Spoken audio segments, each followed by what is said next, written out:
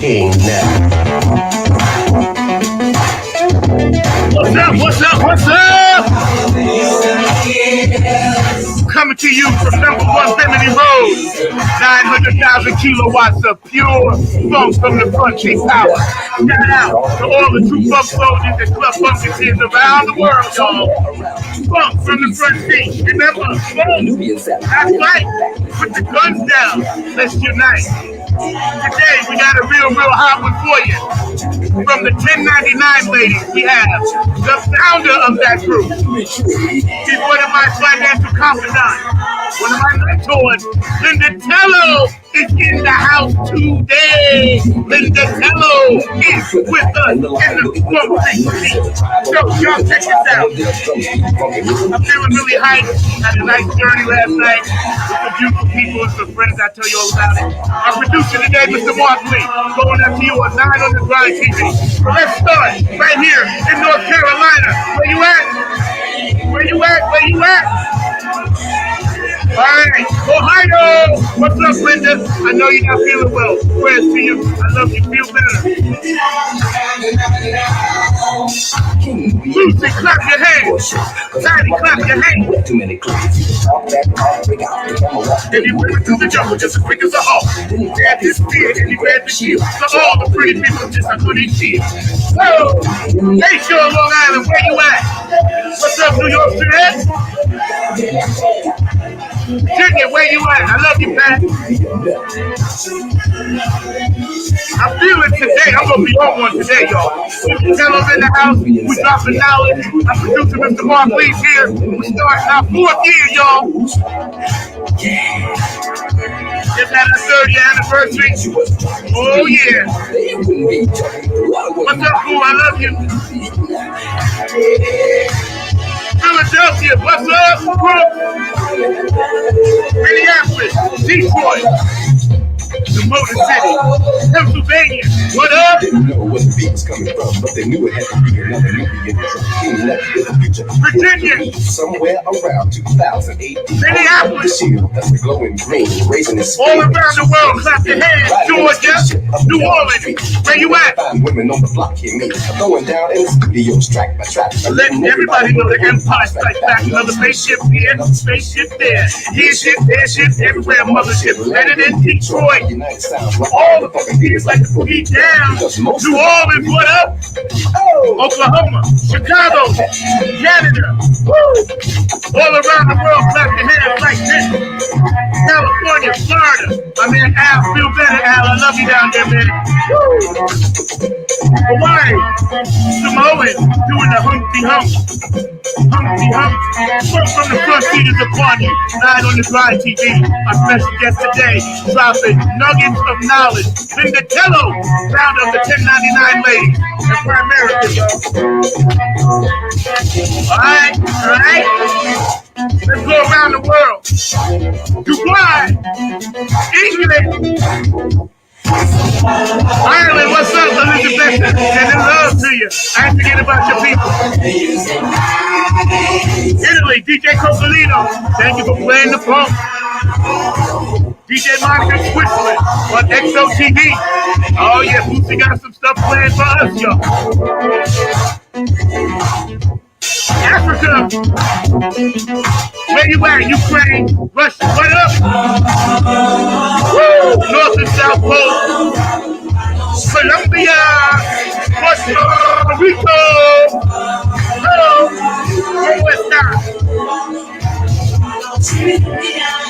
all around the world for this here funk, y'all. What's up? Iran. Are y'all feeling that funk? If you are, say yeah. Say hell yeah. And all my funketeers, I'm gonna see y'all at the Funketeers Ball. We gonna be partying down. September 30th, y'all. CC Alliance. I love y'all. We want y'all to follow. Follow this knowledge, y'all.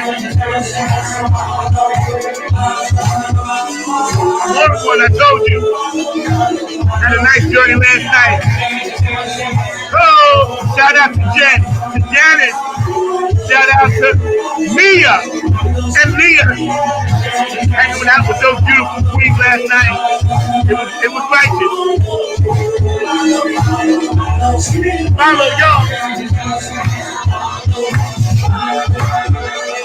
Oh, we gonna be on one today. I can feel it. I'm already sweating, yo.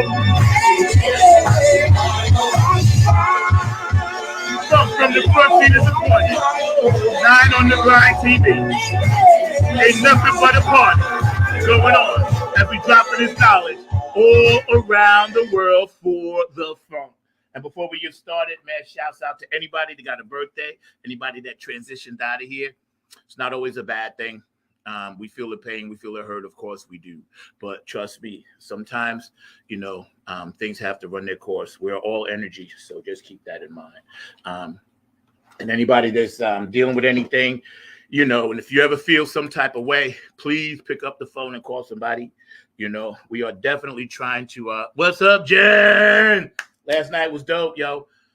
We're definitely trying. What's up, Quince? How you doing, bro? We're definitely in Ohio. What up, man? Shout out Ohio. We're definitely trying to keep things, on this show available for you, so everybody can kind of, have a spot when they feel they don't have a spot. You still got a spot. Even when your spot you think is gone, you don't, because you got people like myself, Lyndah, Mark. You got people you can reach out to. It's summertime. We know people always feeling some type of crush to keep up with the Joneses, this and that. But remember, just be you. Stay in your lane. Keep up with you. You ain't got to worry about none of that other stuff because, really, truth be told, grand scheme of things, it really don't matter. What matters is right here, right now, what y'all get ready to get dropped on. And without further ado, we bringing in the lady of the hour. She's a world-class debutante, globetrotter, skimming and swimming and diving and hanging and jiving down in the waters of who knows where. And she came up for air, getting funky, y'all. So she got down and came up for air just so she can hang out with us. So Lyndah, welcome to the show. Thank you so much for spending time with us. How are you? What an introduction. Huh? Thank you. What an introduction. Thank you so much. Hey, you deserve that and then some. Trust me when I tell you. You are an amazing, beautiful spirit. And every time you come on the show, you enlighten us. And, that's what this show is about. Of course, you can follow her information, and touch and reach out and, chat with her privately if you must. But today, first of all, I want to ask you, how are you and your family doing? And how was your trip? Hi, Janet. How was your trip? Oh, it was wonderful. It was wonderful. I was scuba diving in Cozumel, getting my mermaid on, as I like to tell my family. But I think it's important. I thought a lot about this when I was on my trip because the world is spinning with all this drama, political drama, and wars and everything else in it. It can really get in your head and screw with your sense of peace, where you're going, what you're doing. Like, it can really distract you from having a happy life. You know what I'm talking about? Yeah, I know. Sometimes we forget who we are and why we're here. Right. And in addition to some of the things we're going to hit on today, I wanted to just remind people, sometimes you need help to remember who you are, and that's okay. Yeah. I've had plenty of people help me remember, hey, you're worthy.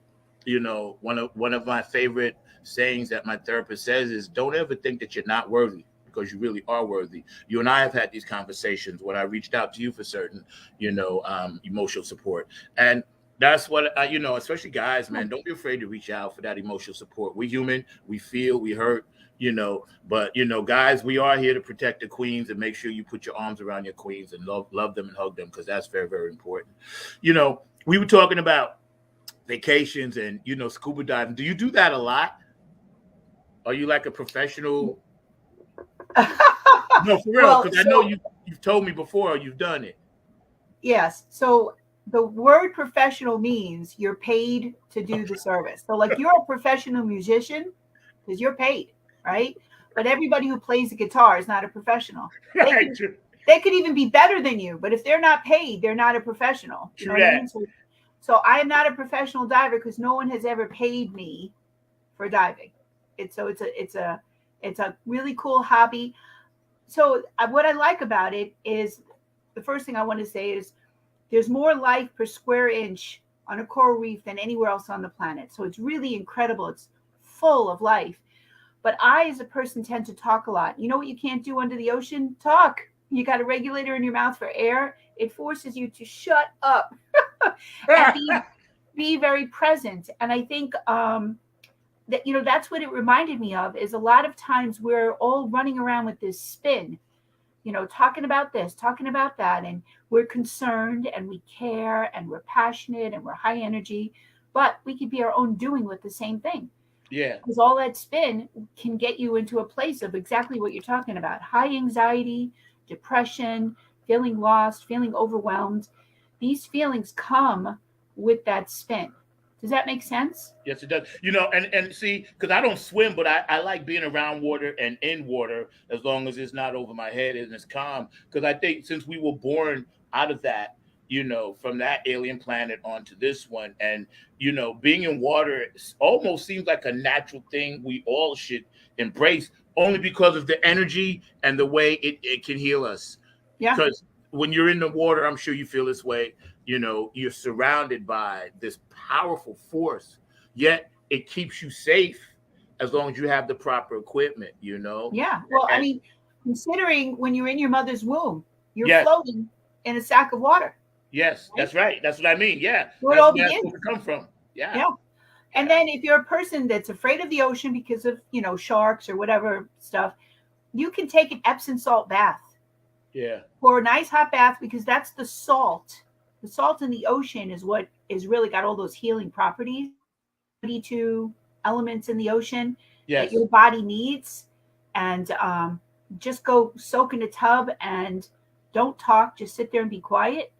And that can have huge healing properties. That's something that somebody could do today, even if they yeah, were feeling overwhelmed. yeah, And then I'm telling you, every time I do that, I come out and I feel so much calmer yeah, and so much more relaxed. yeah, And that's kind yeah. of what I was hoping to talk about today, is things that you can do.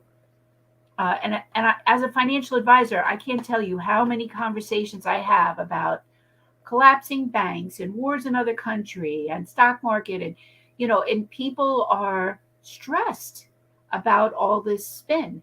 So, you know, step one in my mind is your physical person. So what can you exactly do? One of the things I love is your breath. You take in your breath thinking the word peace, you hold it for a couple of minutes, and you breathe out thinking the word stress. A couple of 3 or 4 deep breaths dials your heart rate down and calms you, and it can be magical. And everybody, you don't need a pill or a prescription, everybody has the breath. That's something they can do. Taking that Epsom salt bath, I mean, you can't do that if you're at work, obviously, but at the end of a tough day, instead of reaching for a substance, do something healthy for yourself. You know what I mean? Yes, exactly, exactly. You know, and I'm getting comments on my phone. That's why I'm looking, because I was going to tell you the comments as they come through on both. But you know, people are definitely digging what you're saying when it comes to being in that water, taking a bath, and stuff like that. You know, I think because our subject and one of our topics today, how to survive in the world of chaos, Yeah. um, is a perfect segue, because yes, we are doing these things to surround ourselves, and we can be in water, and we can be meditation, we can be spiritual, we can be in the churches and the various groups that we're involved in, music, what have you, reading, so forth, whatever, you know. But when we enter, I call it the speedway, when we walk out that door, Right. and this ain't about race, creed, color, sexual orientation, it's about spiritual human being. When that spiritual human being walks out that door and gets bombarded by what I call Hulk's gamma rays of bullshit out there in the world, you know what I'm saying? And it's like we trying to survive now in the world of chaos. So first of all, tell us a little bit about your background before we jump into the serious subject.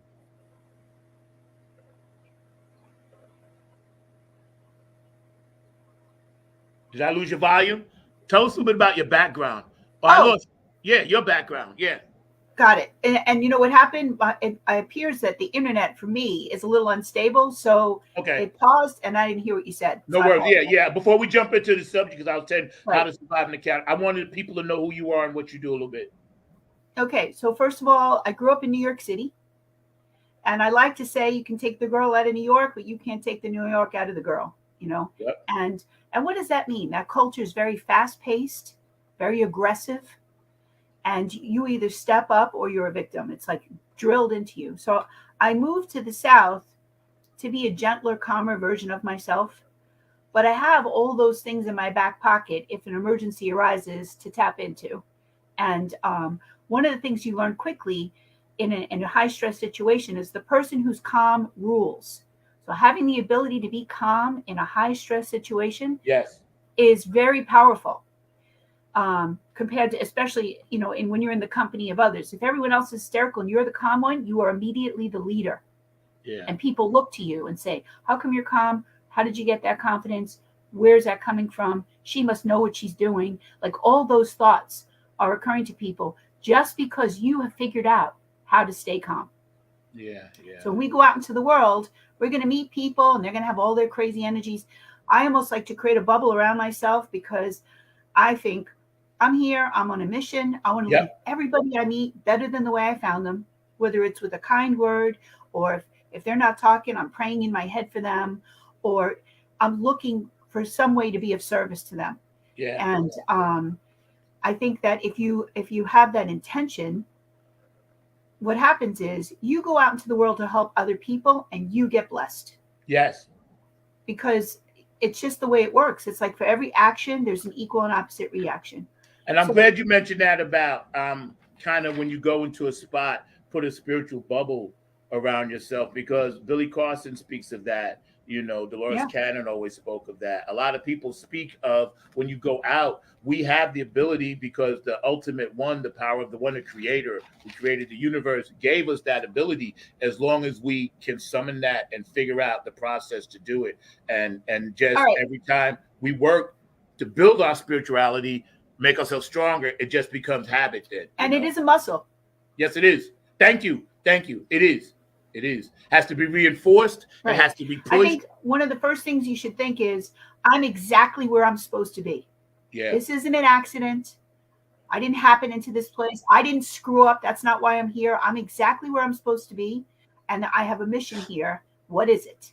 Yeah. Who is it I'm supposed to meet? Who is it I'm supposed to help? Because if you're thinking, oh my God, I messed up, I should have never talked to this person, I should never be in this. When you start to get those ideas in your head, you undermine your confidence. That's right. So That's if you right. walk around thinking you're exactly where you're supposed to be, you are supposed to meet this person, you have a special message for them, you are divine, in this appointment. Yeah, because That gives spelling. you confidence and peace.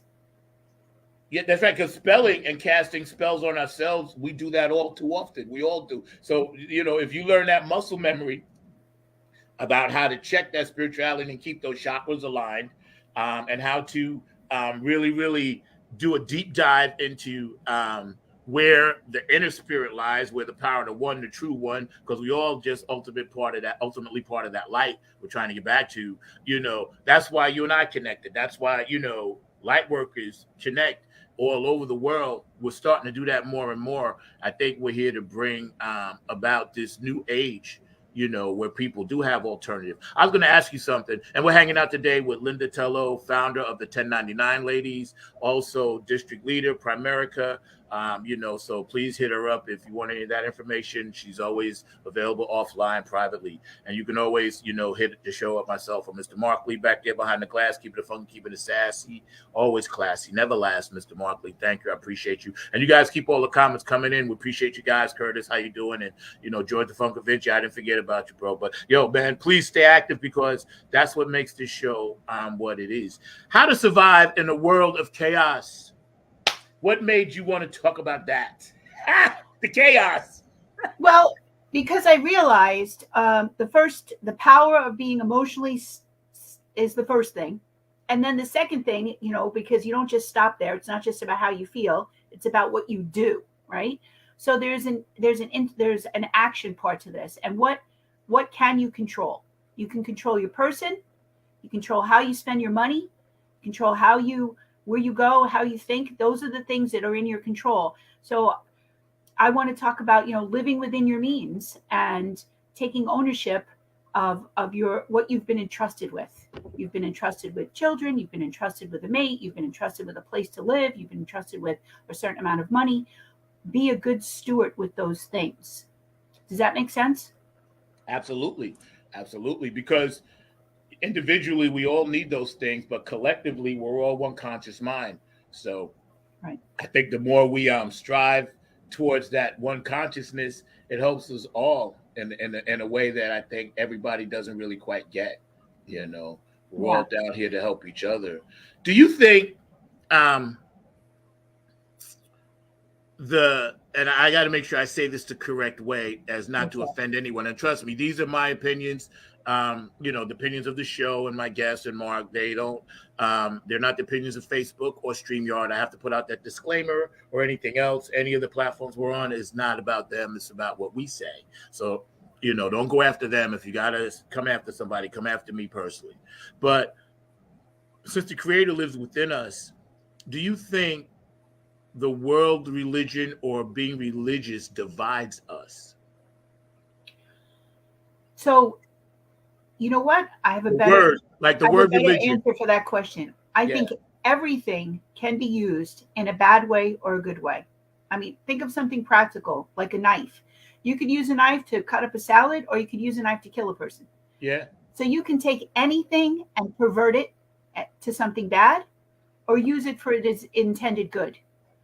So the premise of almost every religion is love, is peace, every one of us wants to be at peace with the people that are in our family, in our lives. We want to love our children. We want to do well at work. We want to be successful. Everybody wants that, everybody.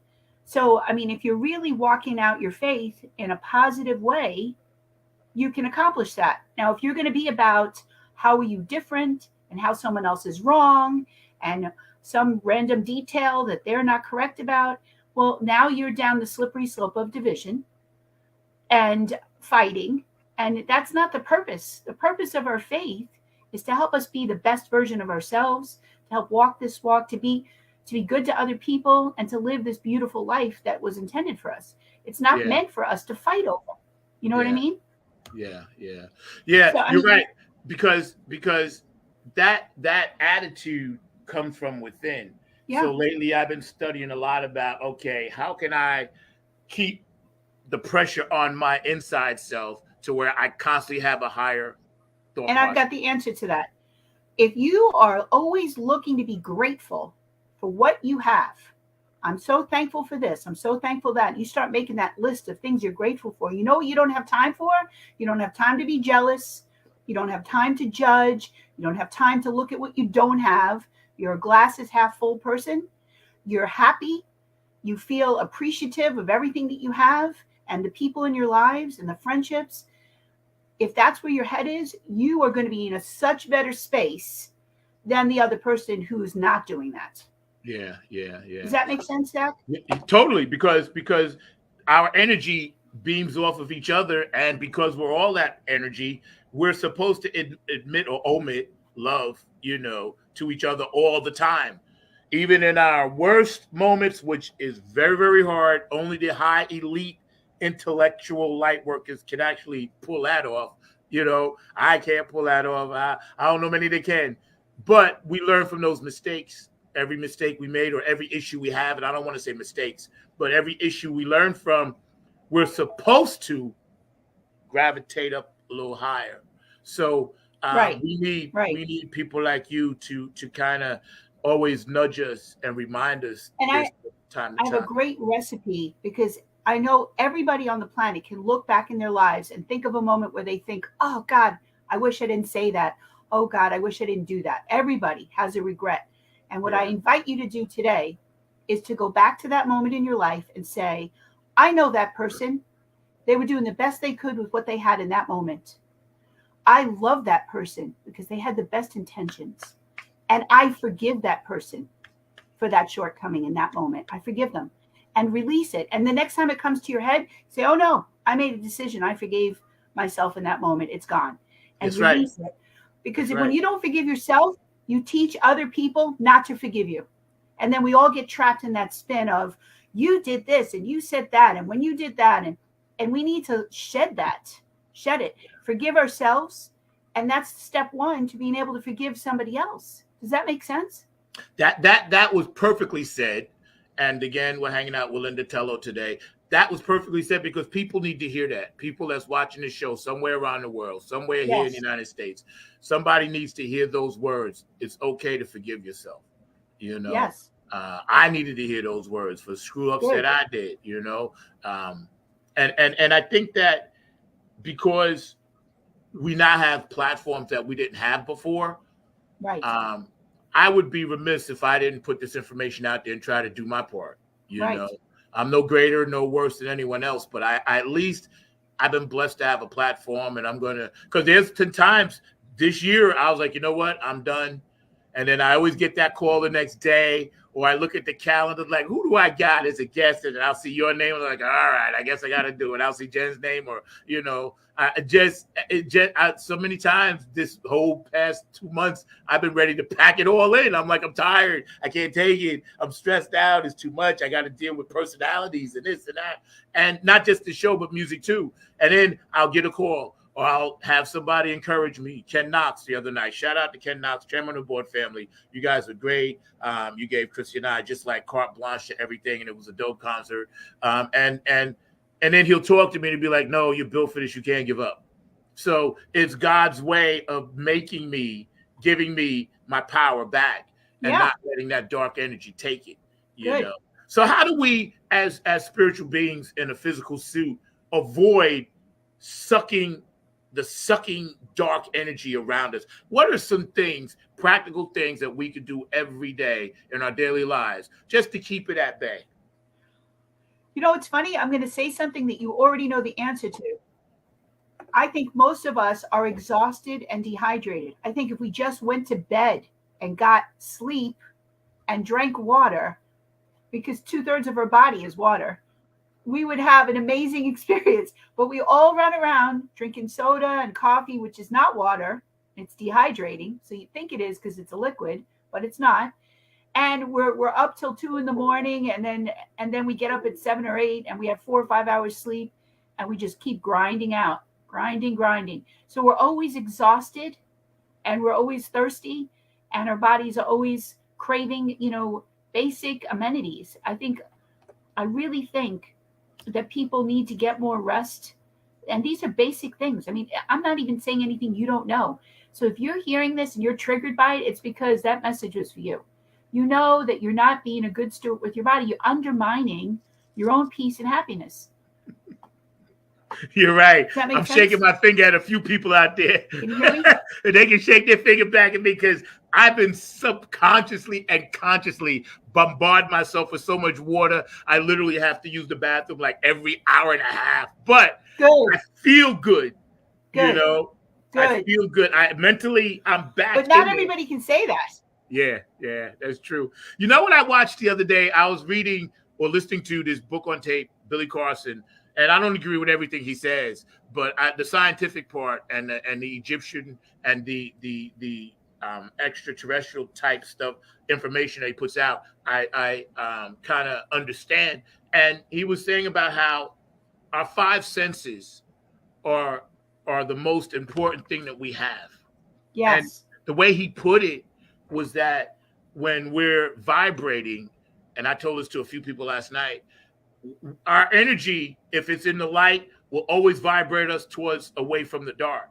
So sometimes when we're vibrating high and we feel like we want to be FOMO, we're missing out on something. We're really not missing it. Our energy is purposely giving us a fail-safe switch. Don't do it or don't get involved or whatever. So it seems like people are on different time frames, but we're really not. We're all on this third rock on the planet time. So when you feel, anybody out there that's watching, when you feel like, hey, I feel like I'm dragging today. I'm going too slow. That's because your body isn't meant to catch up with something you're not supposed to catch up with, and vice versa. If you like you're going too fast and Right. others just aren't keeping up with you, they're not keeping up with you because they're not meant to, because they're not vibrating at the same level. And I found that very, very fascinating. What do you think on that? Yeah, no, I totally agree. And I find also that when you change your vibration, who is attracted to you changes. You know how flies come attracted to the light on the porch? You know, they're attracted to that frequency. Yes. And when you are traveling at a frequency, who's attracted to you is going to be different than when you're slumming. You know that you're doing things that are bad for you, the people who you hang with are different than when you're on a path that's good for you, that's solid. You'll find that it's meant for you to shed people. They're there for a season, and then it's okay for them to release them. It's okay. Yeah, yeah. And I am a bit crazy because I beamed in from I another love your planet with those smile. glasses. So yeah, I just came back from my dimension, and see that's how we roll over there. So I just gave you all a little glimpse into where I'm actually from. So pay attention, all right? Everything I do is subliminal. So pay attention, because I was reading your comment, like the glasses, whatever, those space glasses, that my alien other eyes. Those are my other eyes. So y'all pay attention to that. We're having a good time on the chat. Janice, hello. Curtis, how you doing? What's up, brother? You guys are definitely on point. Quincy, of course, Lyndah, of course, you guys are amazing. And please keep the comments coming in. Shout out to my man, Alan Florida. I know he's not feeling well. Big shout out to my funk sister in Ohio, Brenda Woods, Club Funkity ambassador. I know you're not feeling well. Feel better. Our prayers and thoughts are with you all the time, man. So here we are hanging out. We're in 2023. I'm getting up, getting ready to go about my day or my evening, and I go on my job, and right away somebody is just like vexing me for no reason. How do I handle it? It's funny. That happens to me too. And No, I so wasn't it's like saying a me. I'm game just now. saying as a human being, but not me, not me Yeah. personally. It But I'm becomes just saying yeah, my no, it audience. becomes a game of being able to find something positive to say. So I met recently I met with a lady whose husband passed away. And I was helping her daughter's a friend of mine. So I went over to pick her up and take her to the grocery store. And she's talking about how her husband used to drive her to the grocery store, how he's not here anymore, how hard everything is. And I'm just listening to her talk. And I said, but isn't it a relief that he's not in pain anymore? Doesn't that tear you up to see someone you love in pain like that? Isn't it a relief that he's not in that pain anymore? And she turned to me and she said, you know what? It is a relief. And I've been so focused on what I didn't have, I didn't realize that's something I do have. Thank you for saying that. And so the challenge is when somebody comes at you with all this stuff, and she wasn't mean, she was just in her grief, you know what I mean? And Yeah. that's very real. But even in our grief, there can be a glimmer of light, a glimmer of hope, a glimmer of comfort. And the game is to search for it and show it to the person and remind them who they are. We still need them. We're glad they're here. They have a purpose. They're a blessing to us. And keep fighting the fight, because we're all doing that too. You're not alone in that. Like, these are the messages that we need to disseminate to people to build them up. We want to go around building people up. When you go to work and you lift people up, you become priceless. You're the person everybody wants to be around. You're the person everybody wants to work with, because you have a word of encouragement. You're building them up, and people are thirsty for that, because everywhere we go, people tear us down. Everywhere we go, people are attacking us. No matter how the axe falls, you're on the wrong side. It's just remarkable how that works. So I think if you go around building people up, looking, searching for the thing that you can say that's positive, like a challenge accepted, then it's really a blessing everywhere you go to somebody. Isn't that amazing? It's an honor and a privilege for me. It is, and that's why, when you come on the show and you take the time out, it's really special, because there are moments where, you say things that are so profound. And like you said, if it speaks to someone out in the audience, then it's meant for them to hear. And, Yes. It's important that we continue to do this. Somebody told me, like, you have to continue to do that. You know, I was talking to Patty Collins, and she said, no, you have to do that. She said, you basically have to, like, you made something from nothing, so you have to see it, so you have to finish. And I'm like, yeah, but I hate it sometimes. She said, I know, no, but let me say to you, to him who waters, let him be watered. You know, like, take it in. Receive the positivity, my friend. Yeah, no doubt. No, and see, thank you, because I need to hear that sometimes, because I want people to really embrace all my guests and what you guys have to say a lot of times, right? And that's why we started the new network, Not on the Grind. Officially, it's up. So it's on that platform, and we're trying to get on some other platforms, because somewhere years from now, whatever, when people look back and they pull this stuff up, I want them to know that some of us down here were actually trying to do the right thing. You know, we were actually light workers coming together.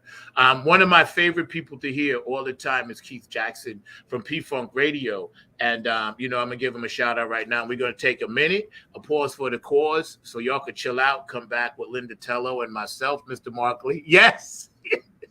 I like that. So is the tiny one? You got the tiny one? Hell yes. I like that even better. Yo, you got a lot of fans already. You do got a lot of fans. So stay yes. Give me yes.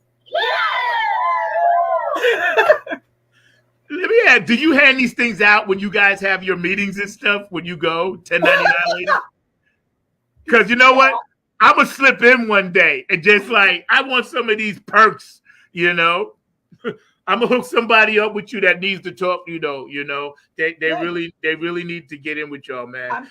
I'm here to bless people. Give me someone to bless. I know you. Believe me. Oh, be careful what you wish for. I'm gonna be sending you one. Yes. Keith Jackson, what you got to say, my brother? Hey, this is Keith Jackson with P-Funk Radio, inviting you to check out my brother Zach Robinson with Funk from the Front Seat. Saturdays, 12 noon on the East Coast and 9 a.m. on the West Coast. It all happens on 9 on the Grind TV and also on YouTube. Great guest, great conversation each and every Saturday. That's Funk from the Front Seat with Zach Robinson on 9 on the Grind TV and YouTube. Check him out. Hey, it's Chrissy Key Rollins here with Holistic Restoration, inviting you to check out Zach Robinson with Funk in the Front Seat. He drops new episodes every Saturday at noon on the East Coast time, and replays are posted for whenever you miss a live stream. You can find him on 9 on the Grind TV and also on YouTube, and get ready for the funk because he brings it every week along with hot topics, amazing guests, and great conversations. Again, that's Zach Robinson with Funk from the Front Seat on 9 on the Grind TV and YouTube. Go check them out.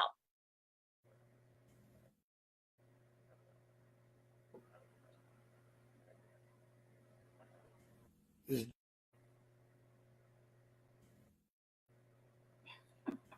is Joe Keys of Joe Keys and the Late Bloomer Band. Just did a show with my man Zach. Number 9, that's right. Number 9's got it going on. Check out Funk from the Front Seat. Zach Robinson, serious good vibrations, y'all. What we need. Peace.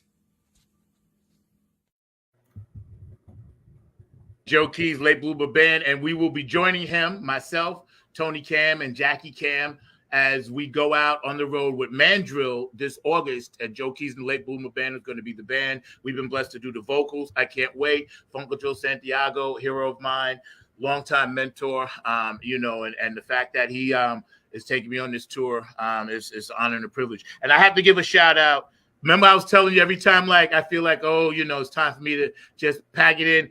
I get this thing in the mail the other day, and I'm like, okay, I wonder what it could be, right? So Bernard Stewart down in San Antonio, Texas, one of my Facebook friends and a funk follower, and he follows us all the time. So I open it up, and I get this, more patches for my jacket, right? So this is God's way of saying you can't quit because you got funk fans sending you funk fingers to paste on your clothing. So Bernard Stewart, thank you. I'll definitely shout you out. He sent me 2 of these. And it started because he sent Joe Keys something once, and then I was jealous. I said, hey, you didn't send me nothing. So all of a sudden, I get this thing in the mail. And ever since then, he's been sending me stuff. So thank you, because he knows little things like this mean a lot. And this is the Funk God's way of saying, keep funkin'. So y'all see that? Keep funkin'. And next time you see my jacket, this will be on it. Which, by the way, you should hopefully can make it July 6th at the Poorhouse. Shout out Napier Funk Army. We're gonna be in town and we're gonna rip it up like we always do. So here we are hanging out with the amazing founder of the 1099 Ladies. And please give our audience a little bit about who that is and what you guys do, because I think you have a few ladies on here who might want to be interested in that.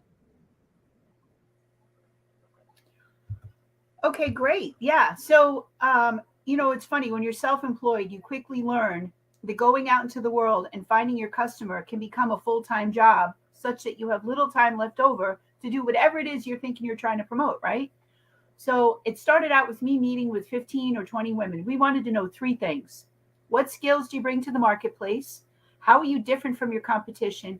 And who are you trying to meet? Who's your ideal customer? And we'd go out in the world and listen for each other. And so we'd meet. We'd just pass leads back and forth with our little anecdotes. Wait till you meet this guy, blah, blah, blah. Because I say nobody climbs a mountain by themselves. They go up as a team. They high five at the top. Let's all get rich together. Who's in? No one ever says no to me. It's really taken on a life of its own. So now 7 years later, there's 800 women and 11 chapters. It's really just a force of positivity. Some people come much more than others, and the more you come, the more you benefit. So there's that. But everybody's in a different place, and I honor and respect that. And the goal is for somebody who's self-employed or the person who wants to be, because we got a lot of girls that work full-time jobs and have side hustles that they're trying to grow to get outside and free themselves from corporate America, Yeah. I think because you I met you and you were, you've been on this journey for a minute. I was fascinated and I was like, you know what? This is what it's about, because women are the most powerful species on the planet. And the fact that you're bringing all these ladies together is facts. The fact that you're bringing all these ladies together, you know me, I'm always like applauding that. That's how I met all you guys. That's how I met you. That's how I met, Normia. And then through Normia, then I met Jen. And then, I met Chrissy Key Rollins. And the whole thing, to me, is meant for me to try to do that part. Not because I have daughters. Shout out Kayla Maya, because I love you. And, hi, Ella, because I love you too. Not because of that, but because, I always felt like, and I'm a man saying this, that women always have gotten the short end of the stick, no matter what stick it is, right? And not that you preferred it that way, but only because, not enough people understand your power, your true power as a woman. And I don't, because I'm not a woman. So, but you do have power. I think we always had power. It's whether or not we want to do anything with it. There's a great line in My Big Fat Greek Wedding. She says, your father is the head of the family, but your mother is the neck, and she can turn that head any way she wants. But women don't realize that. They stay in the corner, they stay behind the scenes because that's where they're comfortable, because that's what they think. But the minute you know who you are, you can step into that greatness and own the room. That's right, a worldwide awakening. That's right. Yeah. And I was going to get to that in a second after I shout out P-Funk Radio, JTRP, Gabe Gonzalez, Larry Funkster Jones, Robin Circle, and P. Of course, my man Philly Phil, get on the funk bus. All you guys are constantly pumping that funk. In addition to the Dayton, Ohio radio scene, David Webb, which we picked up on 9 on the Grind TV. Every Sunday at 3 o'clock, you will hear those episodes. Bootsy and Patty, of course, man, I know y'all got my back. I love y'all tremendously. HJ Entertainment, Heidi, Kanan Jams, Tony Cameron, the Funk All-Stars, Nappy at Funk Army, Oak City Music Collective, Diego and Tammy, love you guys. Afterglow, 92416, Q&A Entertainment, Brooke Clagett, my Funk Angel, I'll see you in September. Love TXS Energy Drinks, I'm out, bro, so I need more. Patricia Dioria, Aquarius Rising Art, Curtis Wilcox, and George the Funk Vinci, David Brookenstein, I love you. DJ Cocolino in Italy, Elisabetta in Ireland, and of course Tammy Soul Sister Germany, and DJ Monica in Sweden. All you guys have taken my funk and turned it into house music, and you play it over there, and I really, really appreciate it. It's a blessing. And you all stay tuned for Flag on the Funk coming out sometime in July. That's a hot one. We did some different things with that music, so y'all need to check that out, man. Do you think your thoughts on a worldwide spiritual awakening? Now, I've seen it, right? Thoughts on a worldwide spiritual awakening as so many people are making a conscious choice to gear themselves or move toward a more organic form of spirituality and enlightenment. I see people saying, okay, religion is cool. I'm not knocking it, but I want more. I want to get in deeper spirituality. I want to go back further. I want to read this book, that book, this book, that book. How do you feel about that? I mean, I think everybody has a different path, but I think we're all headed in the same destination. Yeah. Amen. I also think religion is not about us and us being happier and us getting more. I think religion is about being of service and how can I help you and how can I feel like when we're good to other people, that's the rent we pay for being on the planet. We're obligated. And whatever gets you there to that place where you want to be generous, where you want to give other people kind words, kind actions, kind feelings, whatever gets you there, use it. For me, I've had a faith from the time my two little feet hit the ground that I've gripped to and I love and cherish. But I do realize that that's not everybody's path. And that's okay. That's my path. And I got to be who I am. This is what we're all born to, right? That's right. But that's right. Just press forward, press to the positivity. Yeah. I think and I'm going to ask you another statement. Walk in your true power. If I said that to you, or if you said that to someone, what would you mean by that? That means showing up with everything you are, bringing everything you have to every situation. It's game on because you're rested, you're watered, you're positive in your thoughts, you're excellent to your ability in that moment. You're present. And you're there to help somebody else. You're there to make a difference. That's what that means to me.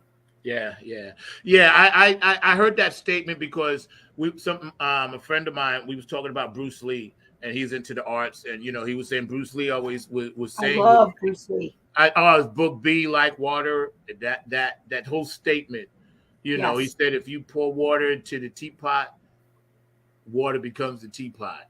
If you pour water into a cup, it becomes. Yes. It's such a profound, simple statement, but so powerful. Well, yeah, and he's really quoting Newton because Newton defines the characteristics of everything. So he defines solid as holding its own shape, liquid assuming the shape of whatever vessel you put it into, and gas filling the space that the other two don't hold. And when you say Newton, you mean Sir Isaac Newton? Yes. Okay.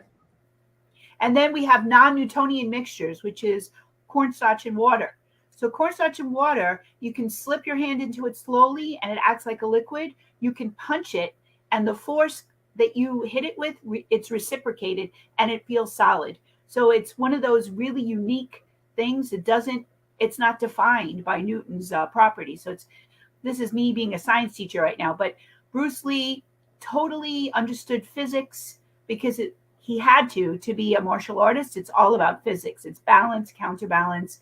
It's bending forces away from you. That's the whole premise of martial arts. Yeah. So he had to have a vein of physics running through his body there. So I totally understand why he's quoting Newton in that. And I, of course, love Newton. I think he's the foundation.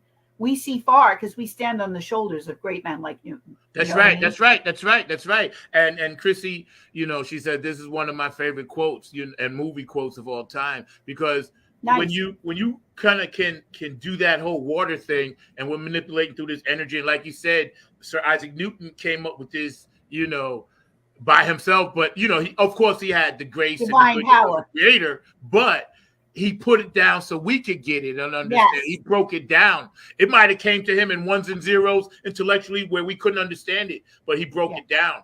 And this is why we need to figure out a common thread as far as communication, because we all can communicate, but we have so many different languages on this planet and we all live in so many different places. But the one thing we have is love.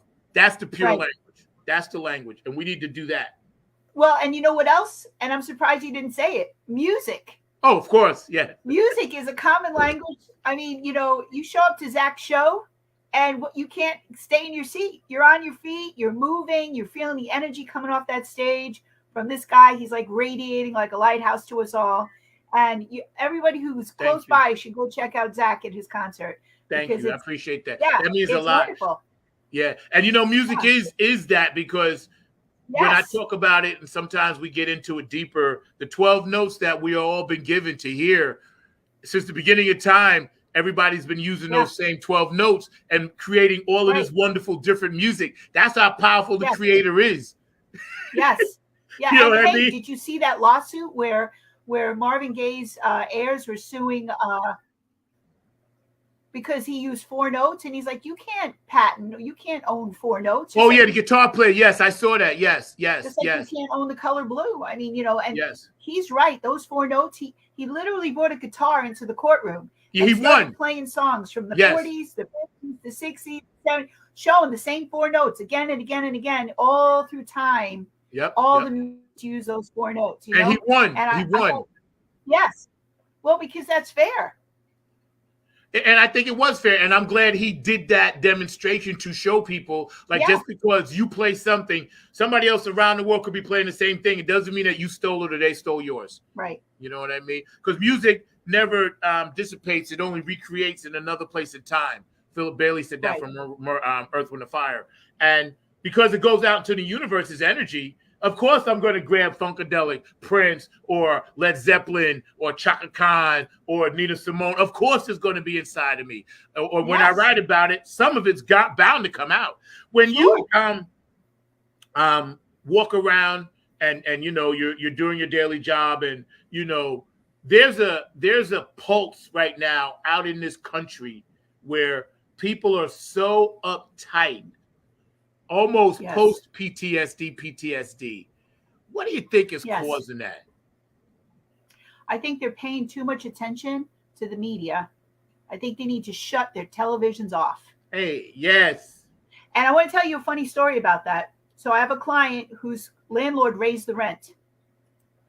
And so they came to me all hysterical because now how are they going to afford this new rent hike? So I said, well, let's look at your budget.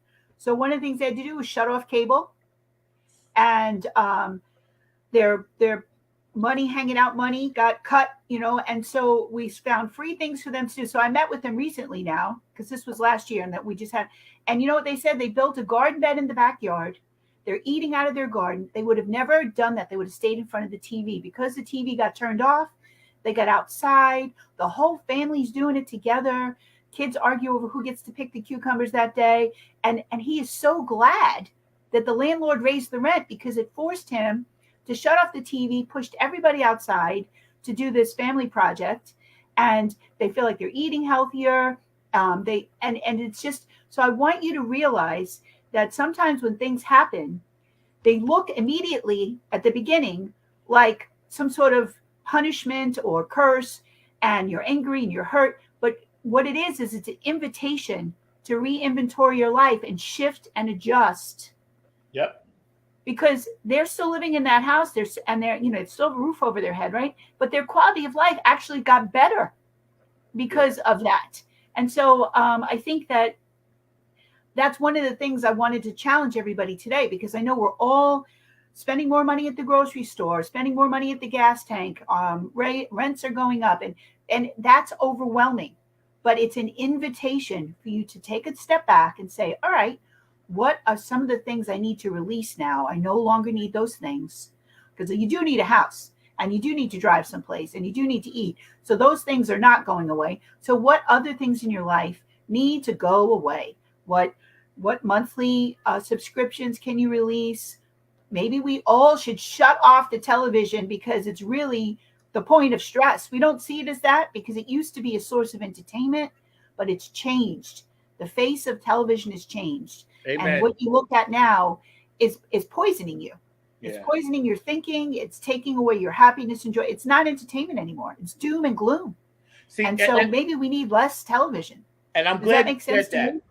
I'm so glad you said that. We're hanging out with Lyndah Tello today. This woman is amazing. You should definitely check her out. Her information's at the bottom because she drops nuggets of knowledge every single second of every single day. And I'm so glad you're in my life. You're a queen. I honor you, and all that good stuff, man. Because believe me, you've done. Hell yeah. I'll say it loud because I'm supposed to say it louder when the letters are bigger, right? Say yes, hell yes. Okay, there you go. But when we look at healthy choices, and I'm always trying to get other people to understand this, right? Between the media, TV, it tells you, okay, go eat this, go eat that. They make it look so good. You're really poisoning yourselves. I went into a place, and it rhymes with feets, but it's not. So I ain't gonna say the name, feets. But the little place literally smelled like grease. I literally thought I was gonna throw up. And I only went in there just to use ATM for like 2 seconds. I came out, I came home and changed clothes. I smelled like grease. You can smell the trans fat, right? Now, why are they poisoning us? They're poisoning us because they need customers. That's right. And it's exactly right. I'm going to say a conspiracy theory now, but No. The whole pharmaceutical industry does not create cures. They create clients. When I was a little girl, I took medicine for 7 days and I was better. Now the new way is to take a pill every day for the rest of your life. They're all about suppressing symptoms, not healing. And we need to go back to the old ways of natural remedies. Now, obviously, if you break a leg, go get a cast. I'm not saying don't have anything to do with modern medicine. And if you need stitches, of course, go get them. But I'm saying there's a whole bunch of little stuff. Like if you have a headache, most of the time when you have a headache, you're dehydrated. If you have a glass of water, your headache goes away. That's right. Better than Tylenol. That's right. Right? Now, if the water doesn't work 15 minutes later, then take the Tylenol. But I would try the water first and leave the pill for second. Yep. You know what I mean? Because see, healthy choices, and I know because I've had 10 surgeries with bones and joint issues and stuff. And I know for a fact they would give me any pain pill that I wanted when I was in pain management. And got mad at me when I wanted to leave. And I said, no, I'm just going to go smoke a joint when I'm in pain now and eat a gummy or a brownie. I said, that makes me feel better because it's organic. And it was like, oh, no, well, you can't do that. I was like, yeah, I can. I said, because you're not helping me. Yeah. And how are they going to stop you anyway? They're going to come to your house and snatch it out of your hands? Come on. Exactly. I told them, I was like, this contract ain't going to stand up in the court of law. The thing that they make you sign when you come in. I was like, this thing is worthless. I was like, it's not even notarized. And they literally got mad at me when I wanted to leave, and that's because they needed my money. I was a customer. Right. I was a customer. And you're not drinking their Kool-Aid. That's right. I was a customer. And Jen, I totally agree with you. Oh, go ahead. Go ahead. I want to tell you, everybody's thinking that. People are afraid to say it because they don't cancel culture stuff going on, but everybody's thinking it. So if you're and we're saying it, the majority. Yeah, and we're saying it on this show. We ain't afraid to say it. This is the truth right here. So we telling you, hey, take better care of your health. Because when you said water, Lyndah, it's the key. Because the brain can't see. It's encased in darkness in water. So the whole thing with COVID, because everybody's kidneys was shutting down because the number one organ needed water. So when people was catching this thing, the brain, scientists and doctors all came out and said, oh, we screwed up. The brain was the first thing. It was pulling water from the water source in the body, the kidneys. That's why people's kidneys were shutting down. And our scientists had us chasing a whole nother rabbit hole. You know what I'm saying? Now it comes out, they're like, oh, yeah, we were wrong. We should have been having everybody drink 3 or 4 times as much water when they had COVID. So the brain can stay healthy and active, And again, of course, they're going to bullshit you about stuff because they want customers. So if you're out there, just be mindful of what you put in your body. Fast food is so good for you. When they introduced the low-fat diet to the American people, do you know what spiked? Dementia. For hundreds of years, old people didn't have dementia. Then we go on low-fat diets, and now every old person has some level of dementia. Low-fat diets are not good for us. That's right. We should have real fat in moderation. Right. Yep. You know what I mean? Yep. Instead of margarine and low-fat this and low-fat, which has been processed and chemicals and all, to get the fat out and all that. That was a big mistake. And see, like you said, because we didn't pay attention to some of these laws and I remember I signed up for this petition to try to get the labels to put the actual stuff that was in the food on the food. Remember California was doing that? And all of a sudden our government put the kibosh on it. Our government didn't want us to know what they was putting in the grass. That's right. What the cows are Keep us eating. in the dark. Because, and I attest this, when I was in school, kids looked like kids. Yep. Young ladies looked like kids. They didn't have all the features of a grown woman. Now, these young girls, 10, 11, 12, 13 years old, and I'm like, it's the hormones in the food and the milk. Yes. You know? And then, of course, their female problems start a lot earlier because they have these hormones. Right. And it's just wrong. You know? It doesn't make any sense to me that we switched everything up when we were healthier, and now we allow this as people to happen. You know? That's right, Jen. You got that right. We have to take that back. How do we take that back? Individually? Yeah, I think number one, we should go shopping at the farmers markets that are available to us. That's right. That's right. We should make friends with neighbors who have chickens and goats and get our milk and eggs from our neighbors instead of some big corporation somewhere. Because, you know, it's funny. Most people think they vote every 4 years, but you don't. You vote every day with your dollars. That's right. When you buy something, you are voting.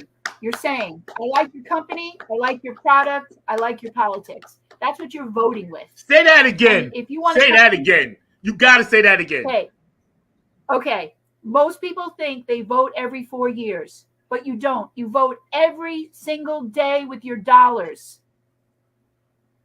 When you buy something, you're voting with those dollars. So when I go to my neighbor and buy eggs, I'm voting for animal kindness, quality of life for that chicken, and then that passes into my body when I eat those eggs. That goodness is transferred. That's what I'm paying for.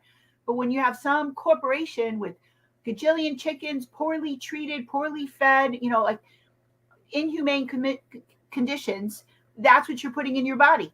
And even if it's $1 cheaper, I don't care. It's not worth it. I would rather put the money in my neighbor's hands who's trying to feed his family than give it to a large corporation, which doesn't care about its workers or anything else. You know what I mean? So I think vote with your dollars. Spend your money with companies who are doing things that you agree with. Like this whole thing with McDonald's having genetically engineered meat in the hamburgers. No more cow. It's mixed. It's half cow, half something else. If you agree with that, then yeah, keep patronizing. If you don't agree with it, stop buying their product. That's how you send a message to them to do something different or better. You know, when you mention these things, and you and I know them to be factual because we've seen the evidence. Do your homework. Yes. Go look it up. And see, people would tend to be like poo-poo it, but they don't understand. Somebody has to say, whoa, stop. Society, hold on. We can take control back. There's no way in the world 1% should be controlling 99% of the thought processes. So for those of you out there, you don't have to be a sheep, but you don't have to be a rebel, but you don't have to be a sheep. No. You know? Exactly. Just find it. And you know what? The 1% are only 1% because we made them. That's right. Giving them our money. That's we right. Made them kings. That's right. We can take back our money. That's right. That's right. That's right. I agree with you 100%. And this is why this year we're going to push more shows like this. We're going to push more shows with children on it. I value what you young people say. I've had young people on. I'm going to get a few more young people on throughout this year, Mark and I, because we're trying to bridge that gap. We're trying to make sure people get your message. Make sure we pass that on to the young people, because now that we're gatekeepers, and like it or not, like you once told me, I am a role model. You are a role model. People do look up to us. What we have to say, they listen, and we're trying to pass on that good information. So for everybody out there, please understand, this is not about punching down on yourself. It's about making healthy choices, living longer, eating right, understanding our bodies spiritually, healthy, and mentally being strong. So we can do the things that we want to do. That's right, Quincy. You're right, bro. That's right. And Jen too. She's right there. Oh yeah. What did Jen say? I didn't see her comment. Mark, put up Jen's comment. Mark Lee, why don't you join us in the spirited conversation? Oh yes, Jen. Yes, eat whole, full fat. That's right. That's right, Jen. That's right. Glad to join Markley. y'all in the conversation. Glad to see Lyndah doing her amazing work in all of that space and spreading all that truth and all of that knowledge and all in that kind of way. By the way, Quincy, who has been here, want to give him a shout out because he is a member of the Funky Eye Puppets. He's actually the administrator or one of the administrators for that group that I've had the pleasure of working with, even though I've not been active lately and everything. But that is a spoken word, a group that uses poetry and art and a number of other things to actually get the message out as well and everything. Thank you, So Quincy. he is definitely part of that. He's like one of the main administrators, and he's also a jump roper. So he does that whole bounce and jump rope. Well, thank you, sir. Double dutch person. Hell yes.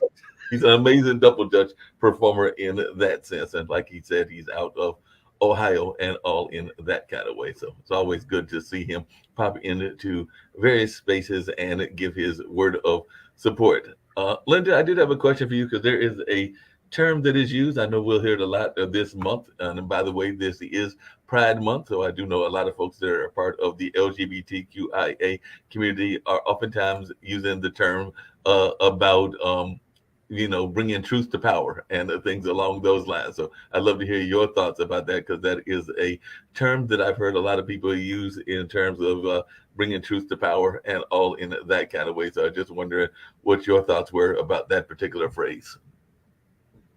I mean, I think truth prevails, and I think that speaking the truth in love is a very powerful thing to do. A lot of times we want to be people pleasers and we want to fit in. And so we shrink back and hold our truths in because we're nervous to be accepted, nobody wants to be canceled. Nobody wants to end all their friendships because they have a different idea. But, bringing your truth without name calling, without, degradation, without disrespect, bringing your truth and loving kindness is everybody's right. And there's a lot of power in saying, hey, I accept you as you are, and because I want you to accept me as I am. You know what I mean? And I think that that's a very powerful thing to do. And if there would be so much less fighting if everybody just let everybody have their own space. Yep, I definitely agree with you on that, Lyndah. When we say space and we say energy, and we're thinking in terms of that, Mark, that was a great question. My producer, Mr. Mark Lee, and congratulations, because we are now officially heading into our 4th year. It's our first month of our, we had 3 years. May made 3 years. I can't believe it myself. Every time I want to get out, they pull me back in. But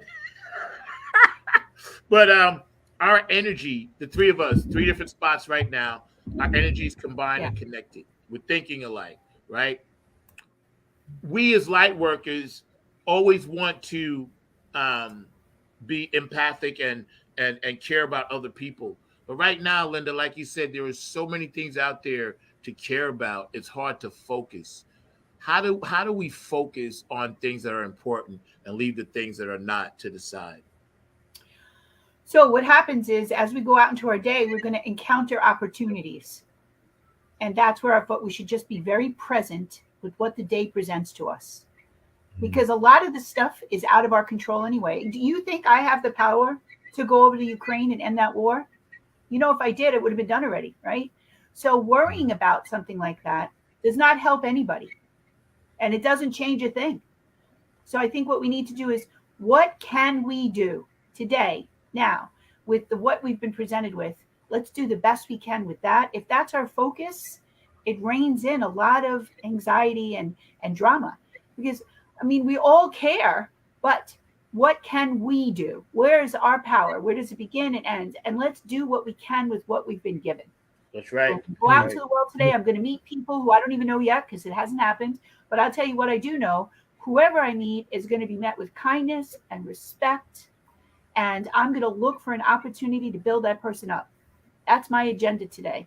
That's the power that I'm bringing today. And if everybody did that, we could change the whole world. That's right. Go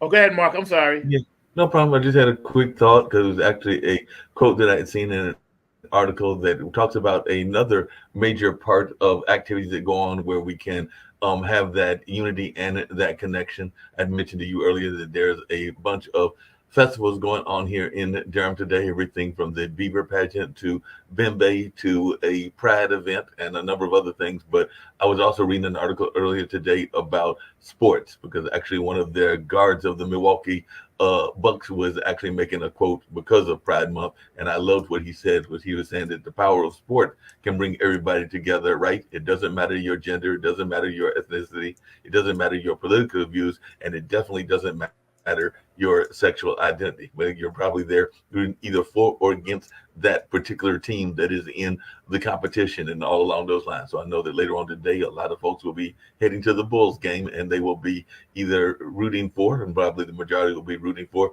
the Bulls, and there'll be a few that will be rooting for the other team that they are going against, but they will be in that environment of tens of thousands of folks that will just be having that shared bond. So it seems to me that that is another avenue where folks can be there, that they don't care who the person's views are on a number of these issues. It's that shared bond. And I also agree with what something Lyndah said earlier, because I think I told you before, Zach, I consider myself more spiritual than religious, because I find that some of the religious conversations get too caught up in the house and the building and in the personalities, and not enough in the message. Because I do agree with what Lyndah said. Most of the message is the same. I don't care if you're a Muslim, Christian, Hindu, even atheists have a lot of the same common goals of wanting to be unified and to be kind of having a common goal in humanity and everything. So I think that we sometimes get too caught up in the cult of personality and the cult of the buildings and what fashions you're wearing and a number of other things that are not really pertinent to the overall. You're right message. about So that. that's just, You're right about that. I didn't mean to cut you off, but you're right about that, because this religion thing, I mean, I've been out of that since I was 13. My dad was a minister. I grew up in the church, but he basically told me about the metaphorical aspects of it. What's up, Kev? My man Kev, love you, bro. He told me about the metaphorical aspects, and he said, you take what, because I used to ask him, like, you keep writing sermons every Sunday, this and that, and how do you come up with this and that? And he'd be practicing them in the house, and he said, this is metaphorical. He said, basically, I'm just trying to let people know about the good side of a book. He said, because a book can be interpreted many different ways. So early on, me and my sister, he gave us the freedom to explore other things. But see, what it did for me, and I can only speak for me, being in that church, being part of that community as Black people and minorities had to deal with back then, it was basically the country club, it was the political house, it was the information place, it was the beauty parlor, it was the barbershop. Those were the things in the Black community that kept the Black community knitted, right? And we needed those things at the time.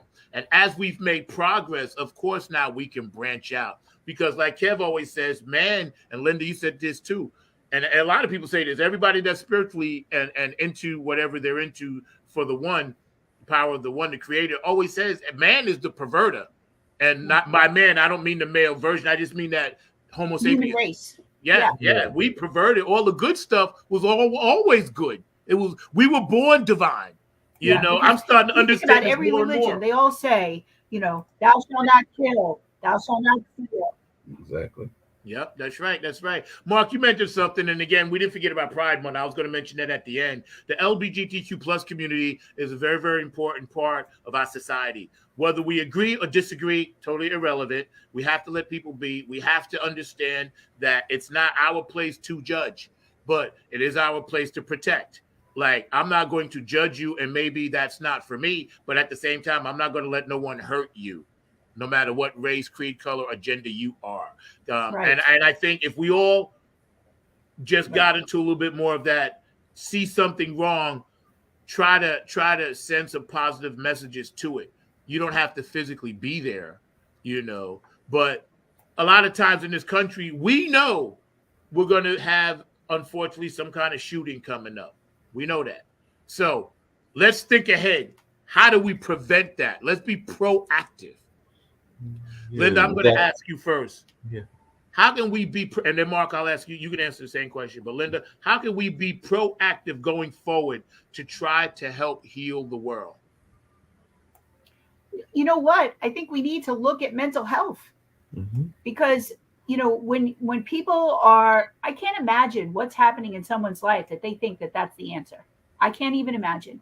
But if you're in that kind of crisis, we need to have something for you. That's right. All right, pointing your finger at the bomb or pointing your finger at the gun or the knife or whatever doesn't solve the problem. You're chasing symptoms. We need to look at the problem. Why are people spiking like that? Yep. That's What's right. Kev happening? said the same thing. Yep.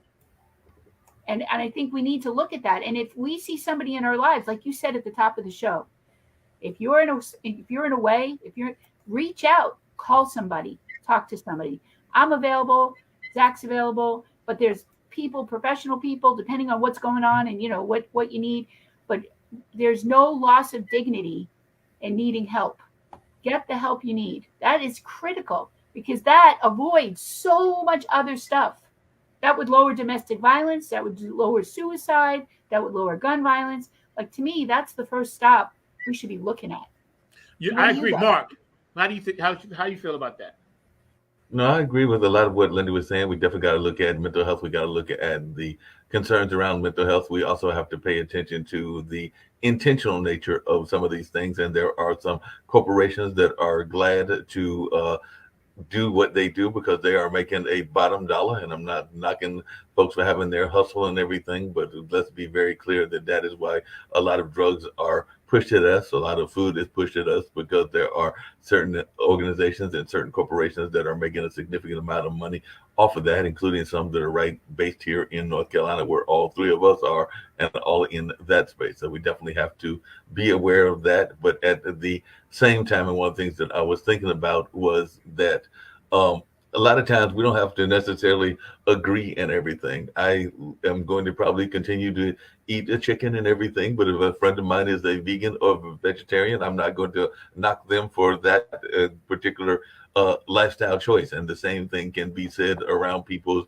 sexuality. I'm definitely one that enjoys the heterosexual lifestyle, but I'm not going to knock somebody that wants to have another lifestyle or another belief system in that sense. But I think we sometimes get too caught up in our way or the highway and everything. And that is another thing that I've seen from some of the religious and fundamentalists and everything. And I don't think that is a correct attitude as well. So like I said, I've got friends that are across the political divide. I've got some socialist friends. I've got some Republican friends, and I definitely have some fellow Democrats. But I think that they all have a right to their opinion and all. So that's one of the things we've got to do is give people a right to express their beliefs. You can try to convince them that around your viewpoint, but don't be trying to dictate in such a way that is going to hinder your friendships. I mean, I've seen people get divorced and break up over everything from bathroom bills to abortion rights to a number of other things. And I do think a woman has a right to choose, but I can at least listen to the viewpoints of those that do not have that same belief in that way. And I think that too often we get too caught up in not doing something that is very fundamental. Y'all were talking about God earlier, and he gave us these particular organs for a reason. He gave us the mouth to speak from and everything, and he gave us 2 ears, and there's a reason he gave us 2 ears, and that is to listen. And I don't think that we spend listen to both sides. That's right. Got to listen to both sides. You know what though, Mark? You said something interesting about that, but I was gonna say we're hanging out with Lyndah Tello, 1099 ladies. Mr. Markley, our producer, Funk from the Front Seat, 9 on the Grind TV. You guys are amazing. Stay active on the chat line. I see y'all keeping them in. We got our views coming in. We appreciate you guys. We'll be running this show again at 6. And then again at 12 o'clock tonight for our overseas audience. Don't forget tomorrow, and we ain't going nowhere just yet, but don't forget tomorrow, tune in, 9 on the Grind TV, 3 p.m. David Webb, the Dayton, Ohio music radio show is part of our thing now. And Jen says, and we now know that good health is mental health. That's right. Gut health. Gut health. The health of your stomach. Oh, gut health. I'm sorry. Yeah, I'm sorry, Jen. Gut health. Oh, so stomach. Yeah, we need the microbiome in our gut. Microbiome in our gut that our ancestors had. And what is that? Right. What is that? So remember, before refrigerators were invented, we had fermented food, beer, sauerkraut, right? Jerky. So we had this fermented food, and in that fermented food are tiny organisms. And when we put them in our bodies, it lives in our gut. It helps us digest our food, helps us absorb all the nutrients. Classic thing in America is to order a drink with your food. But when you drink, you reduce your stomach's ability to absorb everything you just ate, the nutrients. You should not drink anything while you're eating. You should eat wait a half an hour, and then have something to drink, or drink a half an hour before, because so that's what they used to do in the old days. Yeah. They would get more nutrition from the food because they didn't undermine it. A lot of things we're doing right now, we undermine. Yes. So if we're drinking soda with the hamburger, we're not getting any nutrition there, because the soda reduces all your acid, reduces your body's ability to absorb those nutrients, whatever they are. So they all pass through you, and you didn't hardly get anything out of it because you undermine the process. So that's what she's talking about, that stomach stuff that we need. Does that make sense? Yep. Yes, it does. Thank you, Jeff, for bringing up. Yes, that's why this show is educational, because we find out all kinds of things. Because I saw that word and never knew what it meant. But instinctively, there's some things that I've been changing about myself, and I think society's changing as well. I see, because before clocks were invented, now we know time is something that man came up with, the structure. It was only daytime and nighttime, but we had to put a cap on it, so we'll make this an hour, whatever. We never ate past darkness. There were no midnight snacks. You weren't getting up at 12 o'clock at night, going out in the farm, messing with a cow or a chicken. You ate, and then you went to bed, or you read, or you did what you did, right? Or drank or whatever. And I notice when I eat at a certain time, 10, 11, 12 at night, I'm screwed for the rest of the night. That's right. So I've been trying to not eat past sundown. Good. Yeah, I've been really. Yeah, that's a new thing, intermittent fasting, where you, because we were all eating at 5, 6 o'clock in the morning and snacking till 10. So your body was always digesting. It never had a chance to rest. So now I break my fast around lunchtime, and I have my last meal about sunset, like you said, and my body really gets to rest now when I sleep, because it's not digesting food. Yeah, that's right. And fasting is important too. Like, I fast every Tuesday. I haven't been the past couple of weeks, but usually Tuesday was my day to fast, just to cleanse my body out mentally and spiritually, and it does help. I tell you, it helped me lose weight. It helped me stay clear. I noticed when I fast for 2 days, right? Some days I did, the longest I ever did was like a 4-day one. And shout out to my health coach out in California, Lyndah Tello and Susan Sue. We're going to have them on the show. But they got me into their little group. And, we kind of do it together. And we're not even in the same state. But, we work together. Another lady, Jennifer, rather. So when you guys are thinking spiritually, Mark, you think it spiritually, right? What do you think fasting does? No, fasting gives you a chance. It's kind of like meditation. Fasting is along with meditation, along with taking that break, because a lot of times, particularly in this modern day time, we are too caught up in that rush kind of period and everything. So I think that fasting is an opportunity to clear out a lot of things. Both it clears out the negativity that is in the body and some of the toxins that are in the body, but it also gives you a chance to slow down and breathe and relax and things of that nature. Because I think that sometimes, even in the middle of a busy day, you have to have some time for yourself. I've told you before on this show and other shows that I am a big fan of going out and looking at nature, looking at what's going on, and sometimes just watching two birds courting and mating can be a fun little break in the day, because I've definitely seen that in our apartment complex where you see them flying together. So I know, right? A little bit of courting going on and all in that space. And I've definitely seen it even with some of the other animals, or just the observation of everything from our domestic creatures. That just down the road from you is a cat, and I literally paused yesterday as I was walking down back to my apartment, because we don't stay that far from each other, and we and the cat had a bonding moment where we were sitting there staring at each other, and all in that space. I don't even know the cat's owner, but I do know that we somehow connected, because I am a pet person, and I love those pets, even though I don't have one currently at the moment and everything. So I think that that's part of what fashion is about, is a chance to slow down and relax. Nature is very important. Like, Lyndah, explain like the power that you feel when you do your little shorts on YouTube and you're walking and you're explaining, okay, this is Lyndah, and today we're going to do this. And I love those, by the way, those shorts. Tell us why you started doing that and the power that you believe that has. I love them. Well, so the series he's talking about is called The City Girl Has Moved to the Country. Yes. And so I think I'm on this journey, and I wanted to document it, right, and share it with the world at large. But it just talks about the shift of living in a city to moving to the country and what that looks like and all the different things I'm encountering. So some things are just educational, like I never had well water before or septic, and that's all new to me and what the details surrounding that. But recently I talked about, because people kept asking me, I sprout mung beans. So you take a glass mason jar, and you put a quarter cup, which is just a little bit, and you soak it overnight. And every day, then you pour the water out. Every day you fill it up, swirl it around, spill the water out. And in 4 days, the jar is filled to the brim with these, and it has 200 times the protein of its adult counterpart.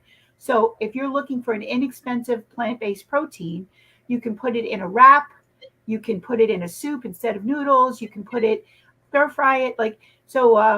If you're looking to save money on your grocery bills, if you're looking to do like a cleanse, like after a 2-day fast, maybe you want to just eat like sprouts to ease yourself back to eating, to introduce something that's, nobody's put any pesticides on it because it's grown on your kitchen counter, so it's pure food that hasn't been adulterated or processed by somebody. So I think it's a great thing, and you can have something all year long, because a lot of times a garden in the winter, there's nothing going on, but you can always sprout on your countertop all year long. So it's a great way to have vegetables in your life every day of the year, whether you have a good crop or not. It's something you can have, Yeah. Hey, Lyndah, I had two just quick questions. I know we're winding down, but one thing is I was thinking about gardens, and I know that there is a couple of folks that plant gardens in the apartment complex that I'm part of and everything. And I know that even though I am not a garden plant person, even though I did recently get a kind of a mint plant that is in the window of my apartment and everything, and it's good getting that kind of vibe and energy from the plant. But I just wondered, could you speak to maybe a little bit about the importance of gardening in general? Because I think sometimes the gardens aren't always just for the gardener, but they also are, sometimes the benefit can be had from those that are around the garden. One of the gardeners that I'm thinking about, they actually plant usually every year a sunflower plant, and I know that a lot of people get enjoyment from seeing that sunflower plant grow up, because it goes up to the next floor and everything. So it is definitely something that resonates every year with people. But I was just wondering your thoughts around that. Yeah, well, first of all, I think it reminds us who we are on the planet, and that there's a greater force at work around us at all times. But I keep a pot of mint by the door, because you know who hates mint? Ants, roaches, and spiders. So it's like a natural insect repellent. I keep it right at my front door to let them know, here's the line. You stay outside, I stay inside. But you know what? If I feel like I want to, I love to take mint and make some lemonade and put a few fresh leaves of mint in it. It's really great combination.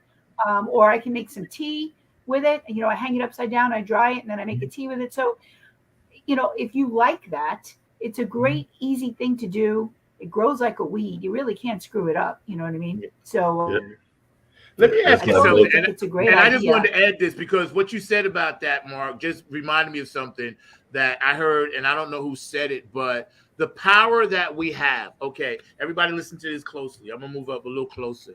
The power that we have inside of us, imagine it like this. An oak tree was once a seed, right?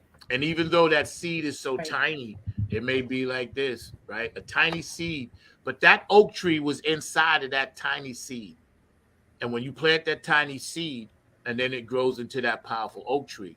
So remember, each and every one of you out there have that tiny seed that can grow into something tremendously big, like a sequoia tree in California. Because that sequoia tree that's 200 feet tall and, like 10 yards wide was once a tiny seed. And somebody told me that, and I said I was going to mention it on my show, and I'm sorry, I forgot the person that told me. It was an Uber passenger. But I said, I'm going to mention that because it's very profound. Because, again, we all have that tiny seed, right? Think about it. Yeah, that's real profound. Yeah, and you know what? That tiny seed is a metaphor for your kind word to somebody. Right. When you're kind to somebody, you're sowing a seed that could blossom into a big, beautiful thing. That's right. So we should always be planting those seeds of kindness. So there's the real life seed that he's talking about, and then there's the symbol of that, which is what we're doing. Our Yeah. energy, our words, our action, those are seeds we can sow every day of our lives. That's right. That's right. Hey, And stay off Lyndah, TV. yeah, stay off TV. Lyndah, the other quick question I have for you, and this is actually somewhat serious, but also just admitting to my own weaknesses. My dad is an avid swimmer and goes to the pool all the time and everything.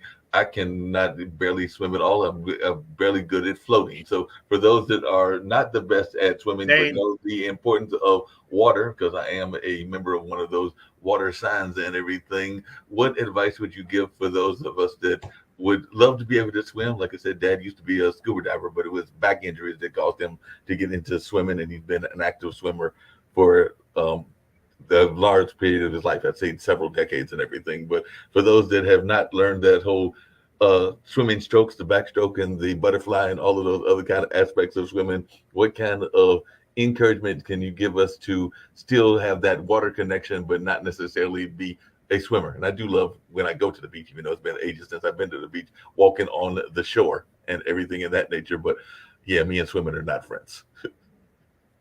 Thanks, Mark. After this, we're going to get going. Yeah. Yeah, like I said at the top of the hour, I mean, even putting yourself in a hot Epsom salt bath, you're surrounding yourself by that salt water that your body is just so thirsty for. Or foot soak. You can just put a bowl in front of the TV and stick those pores on the bottom of your feet can really absorb a lot of nutrients. So I would say, Epsom salt, baking soda, cocktail in the water, put your feet in there, and while you're watching TV and let your body, like a straw, drink up all those nutrients that you're looking for. Does that make sense? That makes a lot of sense. I'll definitely try that. That sounds like a great way to get that connection that I would like to have. Like I said, I am due for a beach trip. I need to go to someplace exotic, like apparently you did and everything, but I got to get on that beach trip. Hold on 1 second, Mark. I wanted to get this comment in. Kevin, my main man, thanks, Kevin. A big part of today's mental illness is the supercomputer called a smartphone, the external prototype of the chip they want to implant. And you're absolutely right.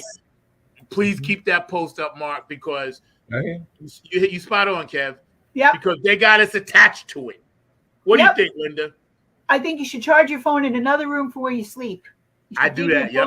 A complete break from that phone. Yep. I keep my phone in the living room, and I don't even want it near me in the bedroom for that reason. Yeah. During and they got us hooked. During the day, I need it. I need it for work. I can't do my job without it. Literally. Same for you. I mean, you can't be an Uber driver without a phone. You know what I mean? That's right. Yep. But we can also put up a boundary like Kevin's recommending. That's right. Because we're not giving ourselves a break. We've got that thing by us 24 hours a day. He's spot on with that. I totally agree. And thank you, Kev, because I see people all the time. Like in certain states, you can't drive with it, but down here they crash all the time because they're holding it. Literally, they won't even put it in the self holder to talk. They literally have to have it attached. Ding, tweet, this, that. Zach, but it's not just that. I think I brought it up on this show with Lyndah before, and I know I've brought it up on several other shows that I've been part of. But how often have you dropped off a passenger or gone to a restaurant and seen a family of 4 or a family of 5, and they are all on their various devices and not even engaging the people that they are in the building with and everything? So that just frustrates me because I'm sitting there going like, y'all came here. It's supposed to be a family outing. Hell yeah. I've even seen people on dates that are literally, I'm like, no wonder y'all don't know whether y'all are going to be a couple or not because y'all are too busy chatting the nature of the date and everything to everybody else going on. So I sometimes think and you know what? We're going to get Kev on at some point, and we're going to do a whole show on that topic. Yeah. So Kev, be prepared. And we're going to bring Lyndah on and maybe a few other people. We're going to deep dive. Yes. We're going to deep dive into. Remember that show, The Gong Show? Every time the guy did something, they had to go like that. Every time you do that, I'm going to make sure I say it. But we're going to deep dive into that, Kevin, because I think it's going to be a fascinating conversation. Because I want to get. Okay. Those movies, The Terminator, Matrix. I mean, it's like life is imitating art. You know what I mean? We're going. And they knew this. And to see every movie we see, they're letting us know because they already had that stuff. So then they slip it into us. All right, Kev, thanks. Good looking out. They slip it into us through the movies, the Hunger Games, the Matrix, all of this stuff. And then we're actually doing it. There's no reason in the world for a phone to dominate your life. And see, that comes down to self-esteem. And we're going to save this for the show. And then, Lyndah, we're going to give you the last word to get out of here. You guys have been a great audience today. But when you have to have this, and then somebody's like, oh, well, you don't look pretty enough. And then they comment on it. And then it makes you feel a kind of way. We got to change that. But that's a whole nother subject. Mark, you've been great. Awesome producer. You guys have been so active on the chat line. I appreciate all you guys out there. Please keep the comments coming. Lyndah, a special person in my life, is going to reach out to you. I gave her your number, so I hope you don't mind. So she'll be in touch with you because I really want you two to get together.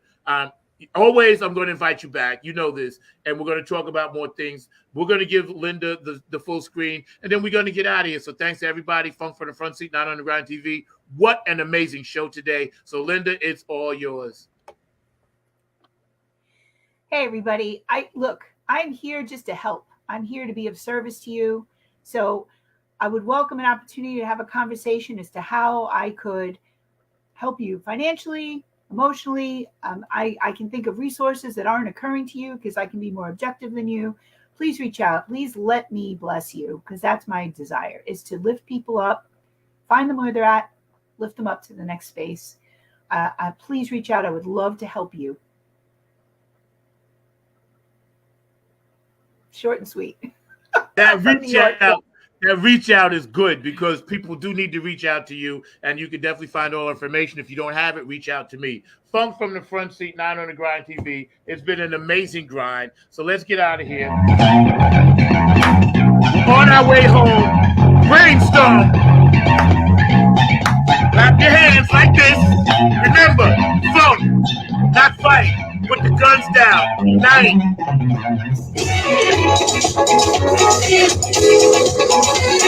One of my favorite groups, Brainstorm. Y'all look them up.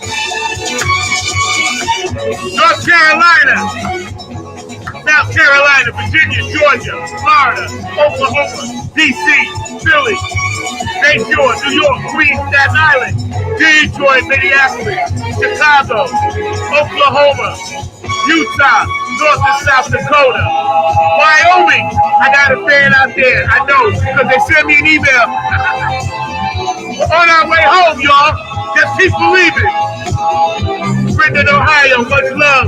Lucy and Patty, thank you from the bottom of my heart.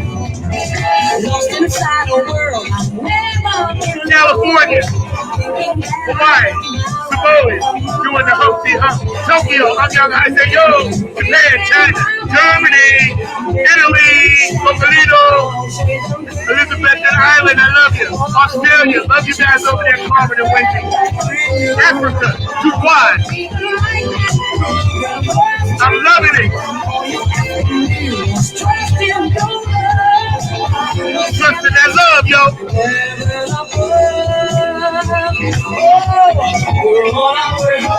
On our way home, y'all.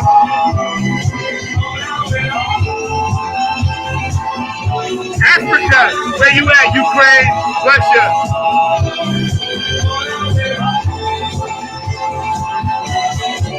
Colombia, Puerto Rico, Not on the Grind TV. I got a fan over there. Y'all send me an email. Thank you. Look up Brainstorm, y'all. Remember, it's Pride Month, so be kind to people.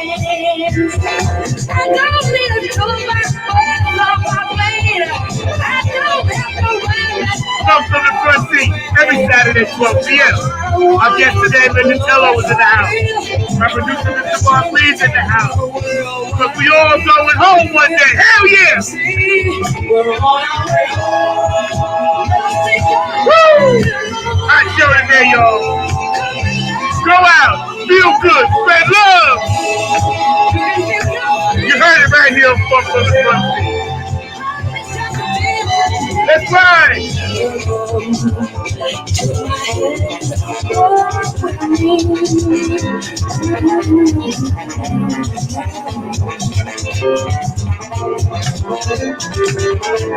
Music feels so good, don't it? We'll catch y'all next Saturday where we gotta have another great guest.